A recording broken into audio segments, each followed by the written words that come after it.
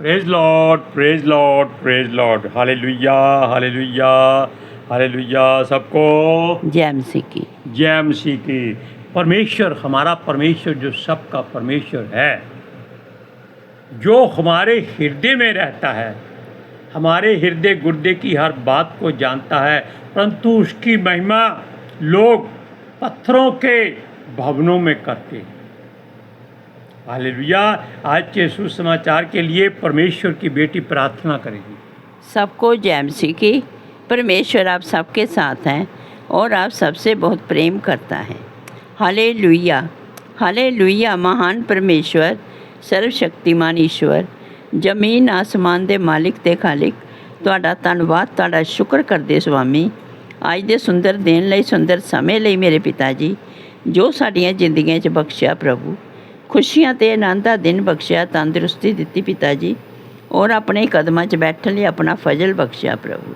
ये सब तुहाडी दया, तुहाडी किरपा मेरे पिता परमेश्वर, और तुहाडी बेटी हृदय तो तुहाडा धन्नवाद, तुहाडा शुक्र करदी है स्वामी। सचमुच खुदा जो सेवा बख्शी प्रभु, हर रोज़ वचन देंदे आ प्रचार करना, उस लिए भी तुहाडा धन्नवाद, तुहाडा शुक्र करते हैं। बेनती करदी पिता जी, हुण तुसीं अपने वचन के अनुसार साडे विचकार आओ और वचन पढ़ने प्रचार करने साडा मूँह बन के बोलो मेरे पिता जी, ताकि तुहाडा दिता वचन तुहाडी इच्छा के मुताबिक मेरे पिता परमेश्वर दुनिया की शोर तक पहुँचे। तुहाडा धन्नवाद, तुहाडा शुक्र करदे आ प्रार्थना सुनने लई। प्रार्थना प्रभु जीसस के समर्थी ते पवित्र नाम विच मंगदे हैं, आमीन। आमीन। Praise Lord, hallelujah. सुनिए, अब संसार में आप जानते हैं कि हर जाति, हर कौम अपना अपना प्रार्थना भवन बनाती है और उसी में अपने ईश्वरों और देवताओं की आराधना स्तुति करती है, उनकी पूजा पाठ करती है। हालेलुया। सुनिए, ये आराधना स्तुति मसीह लोग भी पत्थरों के भवन में करते थे। एक भवन तो ऐसा था जिसको बनाने में 46 साल लगे थे।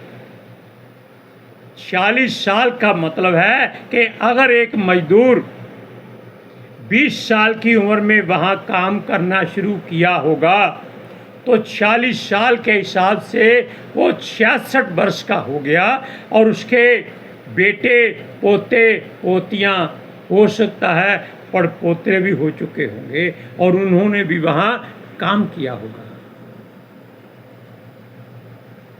एक बात वैसे बताते हैं, जब यीशु ने उनसे कहा कि इस भवन को, उसने क्या इशारा किया, इस भवन को तोड़ दो, मैं उसको 3 दिन में खड़ा कर दूंगा।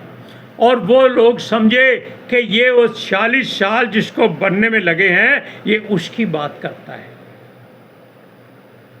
वो कहते हैं कि अभी तू 50 साल का नहीं हुआ और इस भवन को 46 साल बनने में लगे हैं, तू 3 दिन में कैसे इसको खड़ा कर देगा, जबकि उसने परमेश्वर के इस भवन के लिए बात की थी। हालेलुया। सुनिए, जैसे आप जानते हैं, लिखा भी है पौलुस के द्वारा कि संसार में बहुत से ईश्वर और प्रभु हैं। हम तो कहते हैं बहुत की बजाय जितने मनुष्य हैं उससे 100 गुना ज़्यादा ईश्वर और देवते हैं, 100 गुना ज़्यादा। और अब आप जान लीजिए कि उन सब का अपना अपना नज़रिया है उनकी आराधना स्तुति करने का, और अपना अपना उन्होंने भवन बनाया हुआ है। सबका डिज़ाइन अलग होता है। और बात सुनिए,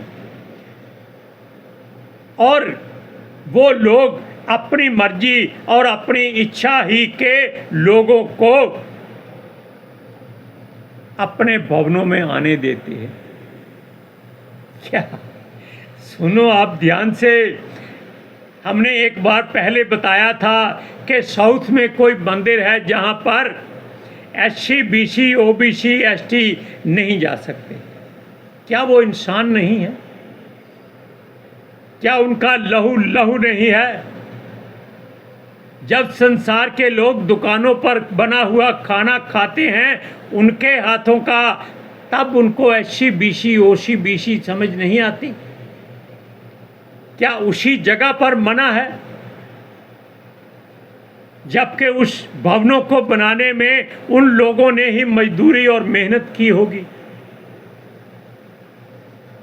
सुनिए, और ये लोग केवल अपने लोगों को और अमीरों को, धनी लोगों को या बड़े रुतबे वालों को ईश्वर का दर्जा देते हैं।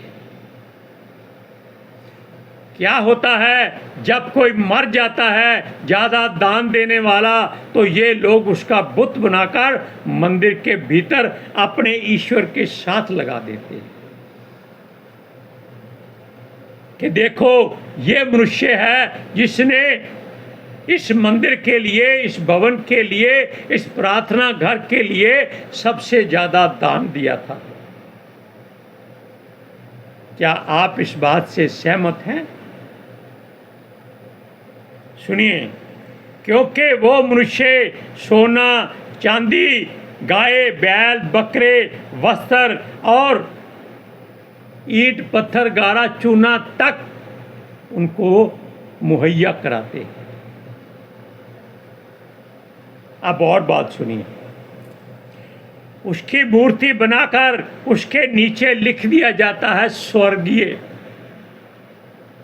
यानी कि ये स्वर्ग का रहने वाला है, जबकि वो नरक में, नरक की आग में जल रहा होता है, तड़प रहा होता है।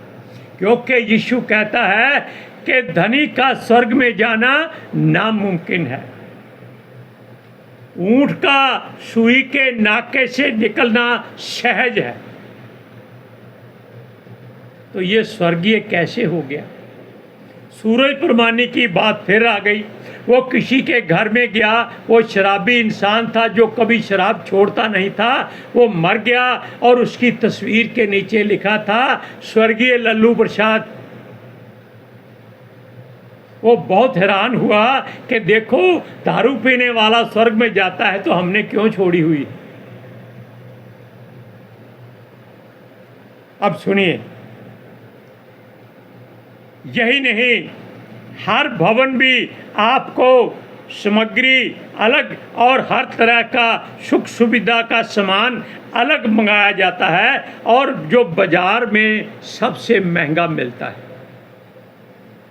और इनकी दुकानें इनके भवनों के भीतर ही लगी होती हैं ताकि वहीं से सामान लिया जाए और वहीं पर दान दिया जाए। और देखिए, ये लोग अपनी मर्जी का हर काम करते हैं। इन भवनों में ऊंची जाति के या धनवान लोगों को ज़्यादा इज्जत मिलती है, और SC, BC, ST या OBC को बाहर खड़ा कर देते हैं कि जो कोई बाहर निकलेगा आपको आप प्रसाद दिया जाएगा, अंदर नहीं आना। और जब प्रार्थना समाप्त हो जाती है तब उन लोगों को बुलाकर कहते हैं चलो नहाओ और अपने वस्त्र बदलो और आकर जहां पोछा लगाओ और सफाई करो। और बात, मगर हमारे प्रभु यीशु मसीह ने इन लोगों से, जो दुखी लोग थे, जो मूर्ख समझे जाते थे, गरीब कंगाल समझे जाते थे, या निर्बल समझे जाते थे, या इनसे छोड़े हुए लोग, दुत्कारे हुए लोग, भगाए हुए लोग, जिनको ये लोग नफरत करते थे, उन सबको अपने सीने से लगाया। उसने नहीं कहा तुम SC हो, BC हो, ST हो, OBC हो, आ जाओ मेरे पास आओ, मैं तुम्हें शांति दूंगा और तुम्हें घुरे से उठाकर पतवंते लोगों में बिठाऊंगा। और आजकल हमारे ऐसे ऐसे पास्टर हैं जो SC BC में लोगों के ठुकराए हुए थे, आज उनके सामने ये लोग जाकर नतमस्तक होते। अब देखिए, क्योंकि उसने इन लोगों को संसार में ऊंचा किया, इनके व्यापारों को और बढ़ाया और इनको हर तरह से मुफ्त में ज्ञान दिया। वचन को पढ़कर देखिए, पहला कुरिन्थिया पहला अध्याय उसकी 27 और 28 में आते पढ़ोगे। हाँ, परमेश्वर ने जगत में मूर्खों को चुन लिया है कि वह ज्ञान वालों को लज्जित करे, और परमेश्वर ने जगत में निर्बलों को चुन लिया है कि वह ज्ञानवानों को लज्जित करे, बलवानों को लज्जित करे। हो गए दोनों पूरे? हाँ जी, नहीं हले नहीं हो गए, इतना ही था। नहीं हले। सुनो, बलवानों को लज्जित करें। और सुनिए, और परमेश्वर ने जगत के नीचों और तुच्छों को, अब इस बात को अपने हृदय में रख लीजिए। सारे संसार के लोगों में अगर ये वीडियो पहुंचे वो इसको सुने, क्योंकि हमारे प्रभु यीशु मसीह ने नीचों और तुच्छों को, जिनसे संसार नफरत करता है, घृणा करता है, सारे काम भी उनसे कराता है, उनको चुना था। क्यों? वरन उनको भी जो हैं भी नहीं, उनको भी चुन लिया। उन्हें जो हैं व्यर्थ ठहराए, यानी कि जो संसार में हैं उनको ये लोग व्यर्थ कर दें, बेकार कर दें। अब आप इस बात को जान लीजिए कि हमारा प्रभु यीशु क्यों महान है, क्यों उसको लोग प्रेम करते हैं, क्यों इनके ठुकराए हुए लोग उनके पास जाते हैं। हालेलुया। सुनिए, यूहन्ना, इसी कारण संसार के सब SC, BC, SBC, OBC, ST, जितने संसार के ठुकराए हुए और निगलेक्ट किए हुए लोग हैं, यीशु को अपना पिता, अपना मुक्तिदाता, अपना उद्धारकर्ता, अपना जीवन मानता है। और ये लोग जो ईश्वरों की पूजा करते हैं, उनको बहकाकर और उनको फुसलाकर ये मसीह लोगों के विरोध में भड़काने की कोशिश करते हैं, लेकिन वो इनके क्या कहते हैं उसको, बुलाने पे भड़कने वाले नहीं हैं। क्यों? यीशु मसीह कहता है, जैसे मैं मन में दीन और नम्र हूँ वैसे तुम बन जाओ। कोई तुम्हें मार डाले, चिंता मत करो, तुम जीवित रहोगे। हालेलुया। सुनिए, जिस वजह से प्रार्थना भवनों में सफाई करने वाले कम हैं। क्यों कम हैं? क्योंकि इन लोगों ने उनको बाहर निकाल दिया है। और सुनिए, इनके प्रार्थना भवनों में व्यापारियों को सम्मान दिया जाता है, लेकिन यीशु के लोगों में ऐसी बात नहीं होती। वहाँ कोई गरीब अमीर नहीं होता, काला गोरा नहीं होता, छोटा बड़ा नहीं होता। कोई बीमार हो, कोई तंदुरुस्त हो, सबके सब इकट्ठे बैठते हैं। कोई किसी से घृणा नहीं करता, कोई नफरत नहीं करता, सब एक दूसरे से प्रेम करते हैं। सुनिए, और आजकल एक जगह लोगों ने व्यापारियों को अकल देने के लिए उनका बहिष्कार किया हुआ है। आप YouTube पर हर जगह पर उसको पढ़ देख सकते हैं कि वहाँ दुकानदारों ने 100 रुपये की वस्तु 1000 रुपये में बेचनी शुरू कर दी, तब सब लोगों ने उनका बहिष्कार कर दिया और ये अकल की बात की है। उन्होंने तो भिखारियों को भी दान देना बंद कर दिया, क्योंकि भिखारी बाहर दान लेते थे, अंदर जाकर उनको 100 रुपये के 90 रुपये दे देते थे। और जो सामान मिलता था वो भी वहीं दे आते थे। कितना खा सकते हैं लोग? नहीं खा सकते। सुनिए, मगर जब हमारा प्रभु यीशु मसीह प्रार्थना भवन में आया तो उसने वहाँ व्यापारियों को और लेन देन करने वालों को और भेड़ बकरियां बेचने वालों को, कबूतर बेचने वालों को और सुनारों को जो सोने की मूर्तियां बनाकर बेचते हैं, वहाँ भरपूरी से देखा। यानी कि वो वहाँ भरे हुए थे। वही मंदिर जो 46 वर्ष में बना था।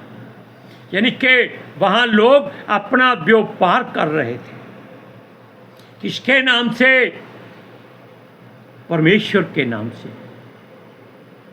और ये संसार वाले करते ही ऐसा हैं। वो कहते हैं अगर सामान लेना है तो जो मंदिर की वो दुकान कोने में है वहाँ से लेके आना, वो अच्छा है, वो शुद्ध है, जबकि वहाँ पूरी खाल उतारी जाती है। हालेलुया। अब सुनिए, वो तो कहता है कि इन पत्थरों के भवनों को बनाना ही नहीं चाहिए। परमेश्वर को क्या चाहिए? चलते फिरते और बोलते सोते जागते खाते पीते भवन जो जीवते हैं। Hallelujah, hallelujah, praise Lord. Praise the Lord. सुनिए, जब यीशु मसीह ने उनको वहाँ देखा कि खरीदो फरोख्त हो रही है और वहाँ परमेश्वर की आराधना स्तुति करने वाला कोई नहीं है, भेड़ बकरियों गाय बैलों ने भवन के अंदर, यानी कि जो प्रार्थना का भवन था, गोबर किया हुआ है, पेशाब किया हुआ है, कबूतरों वालों के कबूतरों ने विष्ठा की हुई है हर जगह पर, और लोग जूतों सहित गंदगी फैला रहे हैं। उसको बहुत क्रोध आया। उसने रस्सियां इकट्ठी की, उनका कोड़ा बनाया और उन सबको मार मार कर बाहर भगाया। उनके कबूतर उड़ा दिए, उनके पीड़े जो सोने चांदी वालों के थे बिखेर दिए, उनके पैसे उड़ा दिए, उनके गाय बैलों भेड़ बकरियों को मार मार कर बाहर निकाल दिया। हालेलुया। क्यों?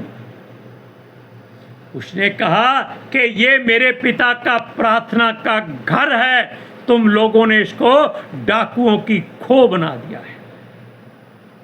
Hallelujah, hallelujah, praise Lord, praise the Lord. और तुम लोग कबूतरों को बेचते हो, जिसके बारे में लोगों को कहते हो कि ये पवित्र है, ये शुद्ध है। नहीं, केवल इसकी फड़फड़ाहट पवित्र आत्मा जी ने दिखाई थी, सुनाई थी, ताकि यूहन्ना को मालूम हो जाए कि ये फड़फड़ाहट, ये आग किस पर उतर रही है।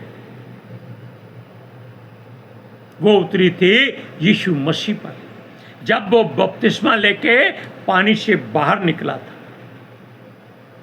कबूतर की पूजा मत करो, पवित्र आत्मा जी की आगे अपना सर झुकाओ। वो दयालु हैं, वो आपको क्षमा कर देंगे और आपकी सारी अच्छाई जाके खुदावंद खुदा और पिता परमेश्वर यहोवा को बताएंगे। Hallelujah, hallelujah. सुनिए, उसको बहुत क्रोध आया कि ये भवन जो होते हैं ये प्रार्थना करने के लिए होते हैं, क्योंकि परमेश्वर का भवन हमारा ये जिस्म होता है और हमारा मन, हमारा हृदय पवित्र आत्मा जी का मंदिर होता है। और जो भवन बनाते हैं इसलिए कि लोग एक दूसरे से जाकर मिलें और उनको परमेश्वर की बातें सिखाएं। यानी कि एक किस्म की वो छोटी सी पाठशाला होती है जो परमेश्वर के वचनों को बोलने और समझाने में लोगों की सहायता करती है। लेकिन इन लोगों ने क्या किया? वहाँ पर व्यापार शुरू कर दिया, क्योंकि वहाँ किराया नहीं लगता था और लोग मूर्खों की तरह उनका सामान खरीदते थे कि ये पवित्र भवन में सामान मिल रहा है, ये शुद्ध होगा। हालेलुया। सुनिए, और किसी की हिम्मत नहीं हुई कि वो यीशु मसीह से पूछ सके कि तू ऐसा क्यों करता है, क्योंकि लोग जान गए थे कि ये भविष्यवक्ता है जो अंधों को आंखें देता है, कोढ़ियों को शुद्ध करता है, मुर्दों को जीवन देता है। अब आप जान लीजिए कि परमेश्वर का भवन हर एक के लिए खुला होना चाहिए, कोई जात पात नहीं होनी चाहिए, क्योंकि सबका लहू यीशु मसीह के लहू जैसा है। हालेलुया। आज के सुसमाचार के लिए नहीं पढ़ना। हाँ, माफ़ कीजिएगा, पहले वचन पढ़ते हैं। यूहन्ना की इंजील 2 अध्याय उसकी 13 से 17। हम इतने मगन हो गए, पढ़ोगे? यहूदियों का फसह का पर्व निकट था और यीशु यरूशलेम में गया। उसने मंदिर